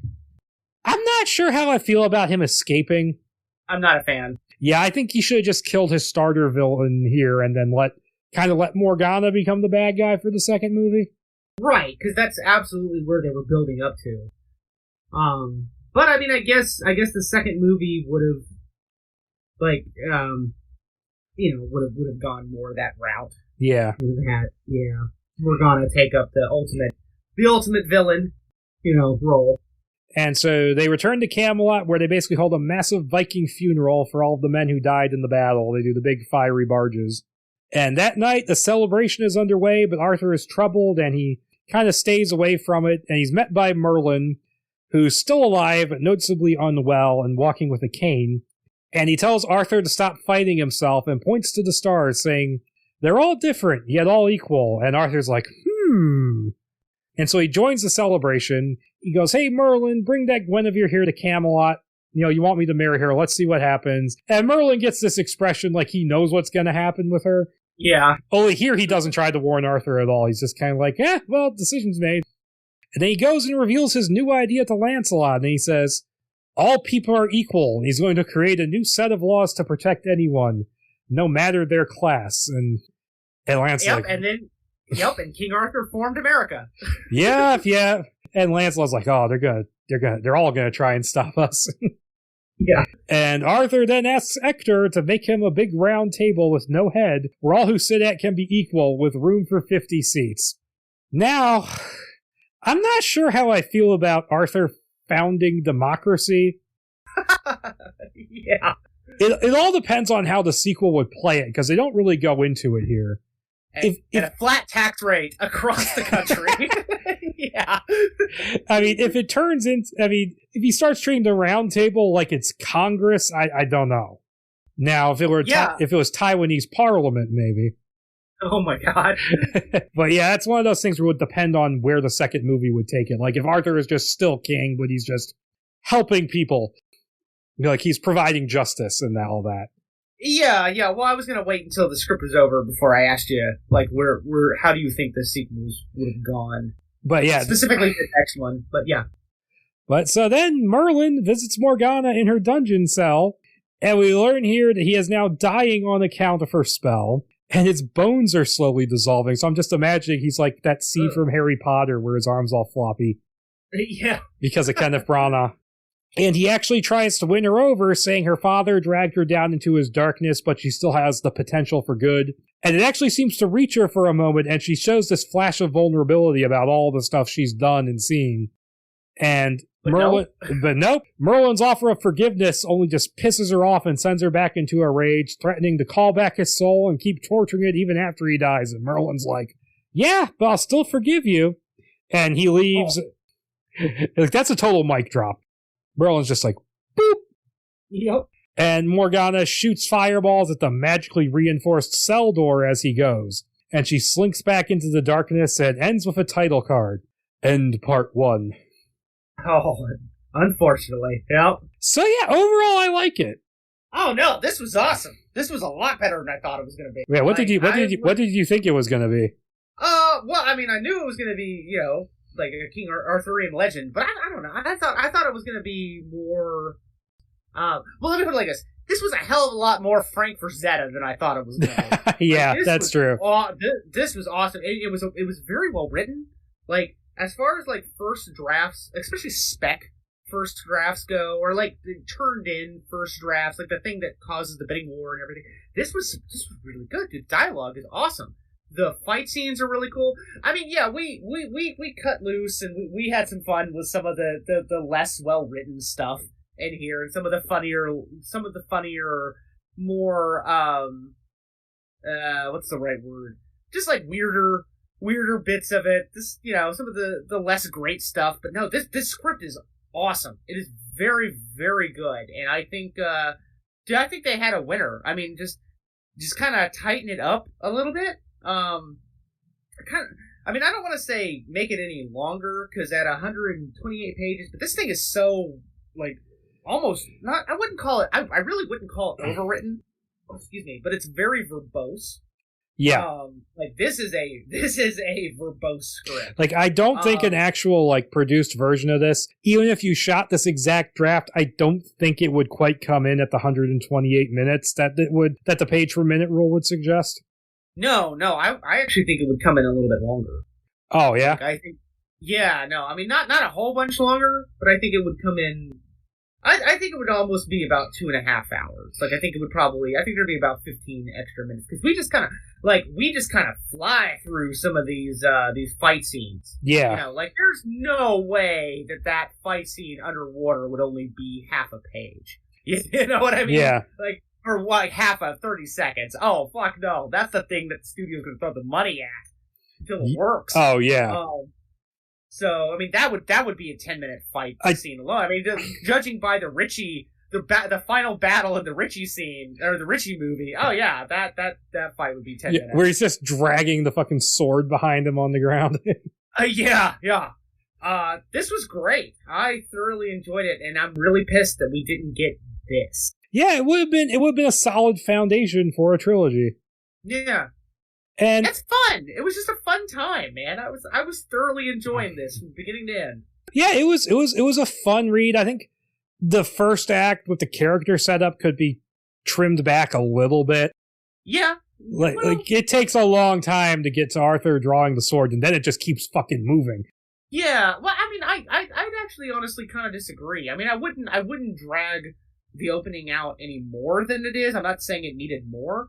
But I'm saying, I honestly, I kind of would have left it as is, or maybe replace the church stuff with something more relevant.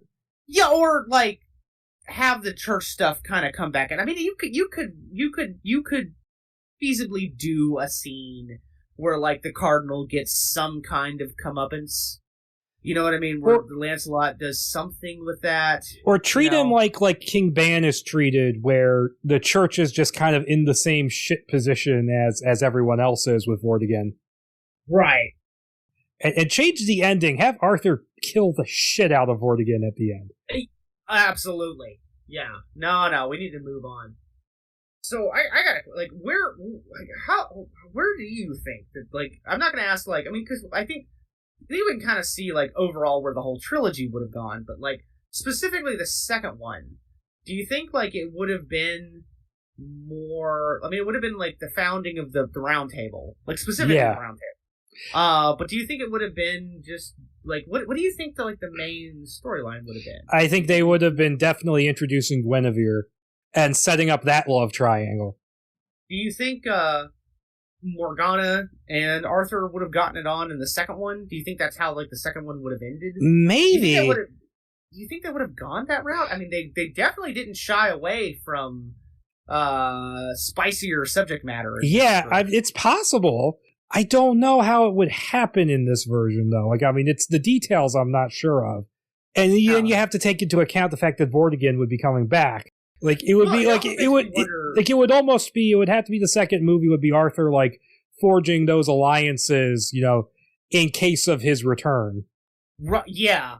Oh, I could see that. Yeah, that's probably exactly where they would go. I have to wonder if Vortigern would have gotten snoked halfway through the movie, if you know what I mean. Yeah, Morgana would have turned against him. Yeah. Oh, absolutely. I think that's definitely where they were going to go with that. That's very possibly what they were setting up at the end there. Yeah. And the incest hint between them, maybe that's where Mordred comes from. Yeah, maybe, because, like, you don't... I mean, like, Arthur, that's always kind of interesting, because they that's always definitely a gamble when you have a hero character that you're clearly gonna make, like, action figures and shit out of. Like, this is gonna be, like, your big summer blockbuster movie series, and then you have him commit, incest. Yeah. You know, that's always, like, that's a... I mean, good on them if they went down that route. That's ballsy as all fuck. But like, I could see them going down that route as opposed to bringing Arthur into it. You know what I mean? But and I know they would have built up. They would have built up that conflict with Merlin a lot as well. Now, I don't know if that would be leading to him getting like locked away like he normally does in the legend. Like sealed away in a cave or inside a tree or whatever, if his condition somehow leads to that happening to him. What happens in Excalibur, more or less, except it's not Morgana. Oh, you know what I just thought about? The Lady of the Lake wasn't in this at all. That's right. Like I said, they don't explain the sword very much. Maybe they would go into that in the sequel. Yeah. Which, that's one thing that is super awesome in the Ritchie movie, is that Lady of the Lake scene. Yeah. But no, so this script is actually really fun. Like, it's got its flaws, and this is a long time, like, I've been meaning to do this script. Like, I meant to do this years ago when the Guy Ritchie movie was supposed to come out in summer of 2016, and they kept fucking delaying. It got delayed like 3 times. I was like, oh, fuck it, I'm not trying anymore. But no, it's a good script, and to get into what happened is that they had certain cast members in place, and they had done location scouting in Hungary, and then they're all ready to go, and then the international side of Warner Brothers stepped in and said, we can't justify this budget with these 2 leads, so you have to recast, and that just put the brakes on everything. And who was up for directing this one? It would have been David Dobkin. Oh, Dobkin himself would have directed this. Yes. Oh, okay, all right. And so he basically had to put things on hold to recast the leads, and there was some talk of bringing in Colin Farrell to play Lancelot, but he said no, and he's way too old to play this version. Yeah, I was going to say, a little too old for Lancelot. I could see him playing Uther. That'd be fun. That would have been cool. I mean, instead of, the Hulk playing him, Bullseye. Yeah. Bullseye. Yeah. Bullseye. And while David Dobkin was, he was going to do the recasting, but then he got the script for The Judge, and which was ready to go into production, and Robert Downey Jr. was attached to star in it and very eager to make it. And that was just too good of a deal to pass up, making, a smaller movie with like a big name actor and, getting to put that out there. Like, ooh, those returns. Yeah. And I mean, you get a chance to work with Robert Downey Jr., you fucking take it, even if you end up making fucking Doolittle. Oh, yeah. That, I would love to get the script for that movie just to see what it was before they changed it. Yeah. While Dobkin was off making that movie, Joby Harold came in and he pitched a 6-movie take. He pitched basically a movie to be the start of a 6-film series, and that eventually morphed into the Guy Ritchie movie after Guy Ritchie and his partner came in and they significantly rewrote it. And I have read that draft, and I remember it being very different from the movie. So maybe that's an episode down the line. Yeah. Yeah. And this is, I kind of lost you there for a second. This is the draft that, like, Guy Ritchie, I guess, signed on to do before they started rewriting the crap out of it? Yes. Okay. All right. Warner Brothers is kind of like easily distracted, because it's like, well, we got this script. We got Bryan Singer over here. We got Guy Ritchie over here. Oh, we got this script now. Oh, wait, it's on hold. Oh, shit, 6-movie series. They're like the bird, like chasing after the shiny object. Yeah. Please don't let Disney buy us. Oh, God. Yeah. And David Dobkin actually mentioned something about how a similar thing ended up happening on Man from U.N.C.L.E., where he was in line to direct it and ended up going to Guy Ritchie. Oh, man. Oh, jeez. So what was your, what'd you think of the Guy Ritchie version? When I first saw it, it was just such a, what the fuck? Because it's like all this shit going on. And I just didn't know what to make of it. I really didn't like it when I first saw it, largely because of the editing. Because it feels like a movie where they shot a 3-hour movie and then pared it back, and they tried to keep as much footage in as possible by montaging it. A lot of it doesn't work, but on a second viewing, it grew on me, and it's kind of a weird guilty pleasure now. Yeah, I can absolutely see that. The pacing is terrible in that movie. But, like, okay, so there's the bit where Arthur, like, you remember he's taken in by the mages, and they kind of have that little hideout area, and there's all the people that live there that all die. The aristocratic cave dwellers. Right. If you actually look at that set, you don't see it very well. Like, it's really like you have to pause it to notice it. That set is kind of impressive. Like, there's some neat, like, multiple levels going on there with that set, where it's like, oh no, they built a big friggin' set, and you don't, like, all the camera work in that is, like, every scene that takes place there is mostly really claustrophobic, or it all takes place, like, in one of the I guess corners of that set. It's in, like, the kitchen mostly. Yeah, and that just reeks of, like, okay, there was more there. Like, there was more, like, building up a rapport with the people that live there. Because, like, you know, it's kind of like Arthur kind of goes from, he kind of, like, accepts. I mean, yeah, they have the whole scene where he throws the sword out into the lake and all that shit. But, like, I mean, like, the bit where, like, he's doing the back and forth, that was incredibly Guy Ritchie-esque. That we've already talked about a couple of times. Like, he seems to be, like, he's already on good terms with the people there. Like, it seems like that rapport has already been built. So, I have to believe that shit was cut out. Like, there was probably a good amount of the middle of that movie that was chopped out. I got a question for you. Yeah. What'd you think about Excalibur, the stone being Uther? That is so stupid, it's kind of awesome. Okay, I'm on the same page, but a different paragraph. I liked it. I was like, that's neat. It's like they went, let's get like my 12-year-old kid to write the set piece. It's so weird when it happens. Like, what? Yeah. But I liked it. I'm like, okay, all right. So that is the stone, and then Arthur goes back in time and stops it. Oh, that's right. Or was that a vision? I don't know. I think it's a vision that he goes back and he sees. But yeah, for a second when you said that though, you stopped me in my tracks because I'm like, is that what happened? It's not. Yeah, it's not really. It's just I can see why you might think that. I will say the movie does have kind of a tonal mismatch. Yeah, because it's both insane, batshit crazy Lord of the Rings style fantasy. And it's also medieval Snatch.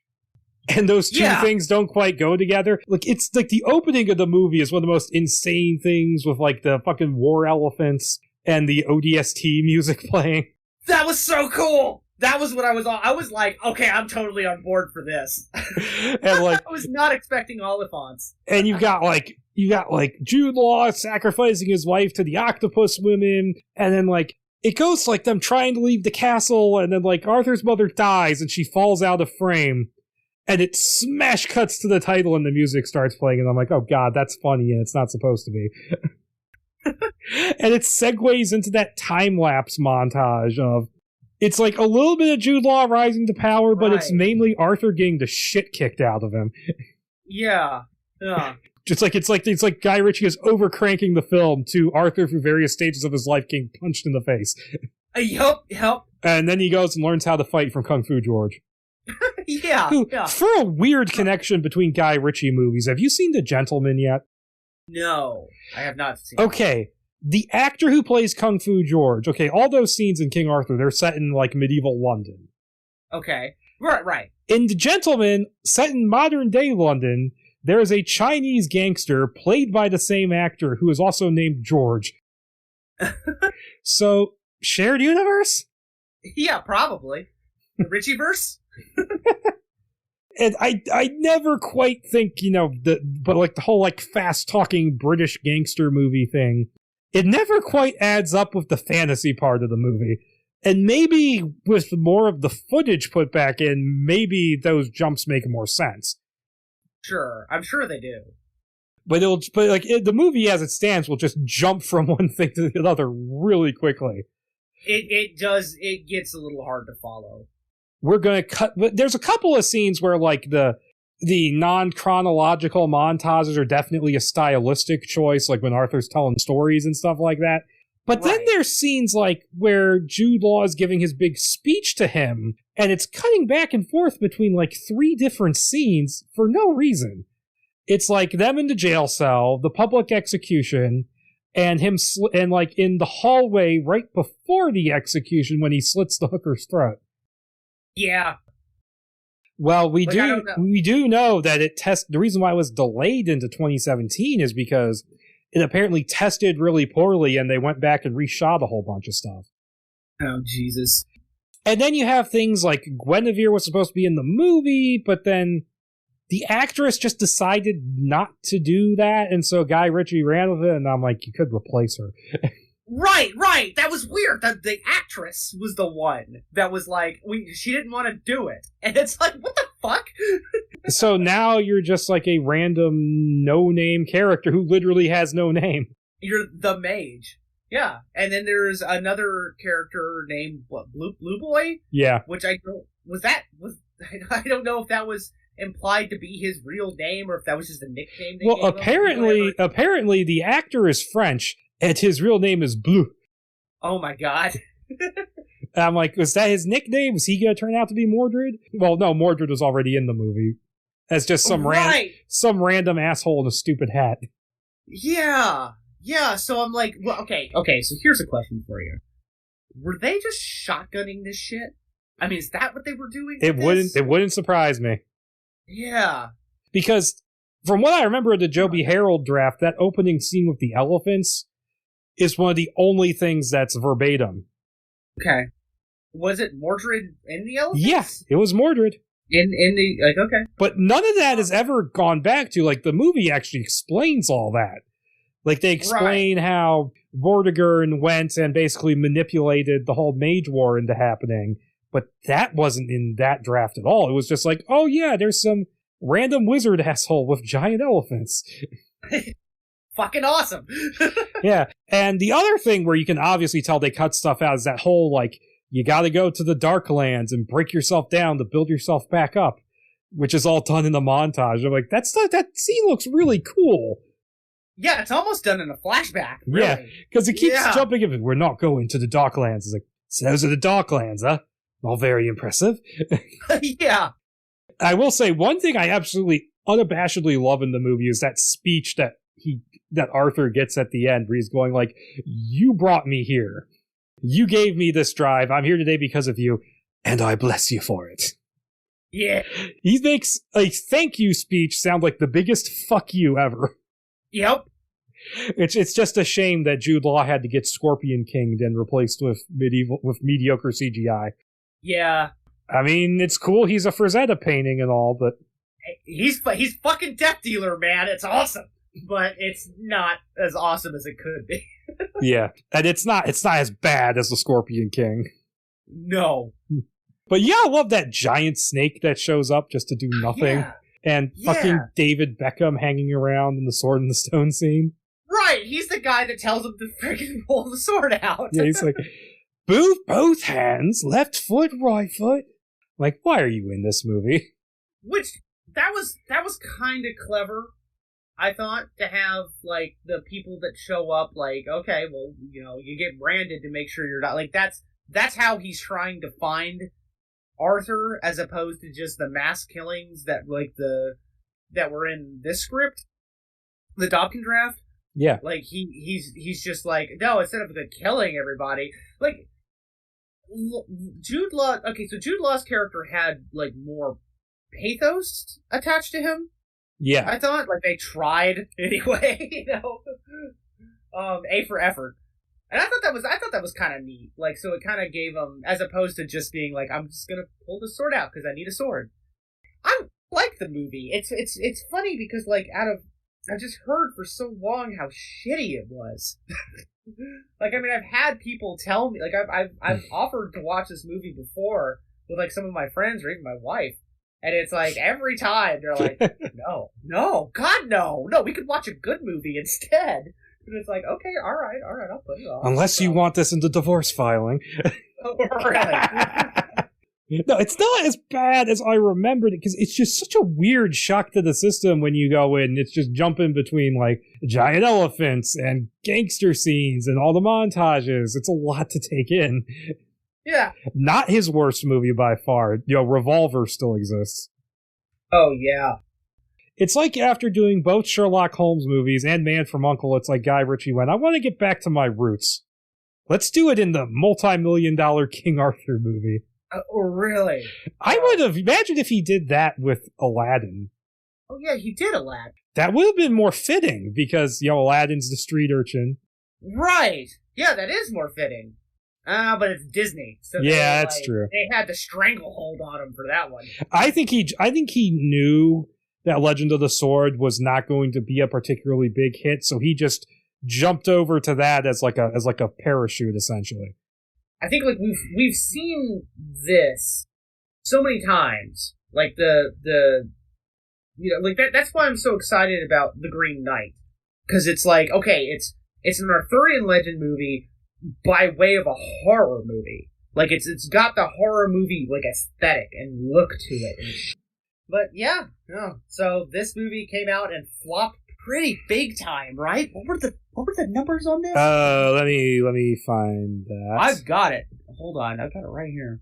So it had a production budget of $175 million, and the box office was $148. Oof. So yeah, money was lost. It would have needed to bust like $300 million, something like that, just to get into the super dark green. Yeah.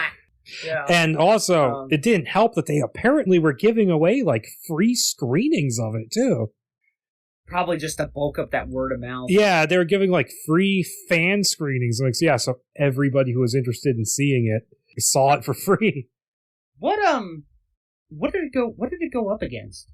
Okay, so the week before was A Bunch of Things I Don't Know and Guardians of the Galaxy Volume 2. Okay, I mean, that's why no one went to go see it. That was bound to happen. So this movie got demolished. Yeah, and supposedly they moved it out of the end of March because of competition. And I'm looking at the end of March, and there's not much. Oh wait, they were. It was earlier in March. That's why, because they're worried about competition from Skull Island and Beauty and the Beast. I was gonna say, well, okay, I forgot about Skull Island, but I was gonna say it was because Beauty and the Beast was a big fucking hit. All these movies that were name dropping, like people had already spent their money, like they're not gonna go see this.